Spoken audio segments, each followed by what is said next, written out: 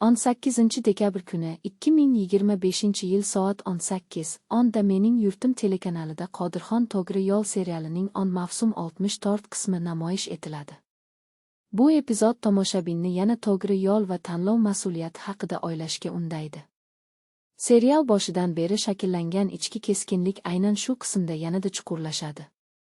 Menga bu loyiha avvalo qahramonlarga bo'lgan munosabati bilan yoqadi. Bu yerda obrazlar sun'iy emas, ularning qarorlari hayotiy va ishonarli. Yangi qismda ham syujet mantiqiy davom etadi, dialoglar tabiiy eshitiladi va voqealar tomoshabinni befarq qoldirmaydi. Serial ochiqchasiga pand bermaydi, lekin har bir sahna orqali muhim fikrni yetkazadi. Vizual yechimlar va musiqiy bezak ham umumiy kayfiyatni yanada kuchaytiradi. Qodirxon Togri yo'l uzoq davom etayotganiga qaramay, o'z sifatini yo'qotmayotgani bilan qadrlidir. 64 qism bu serialning kuchi barqarorlik va mazmunda ekanini yana bir bor tasdiqlaydi.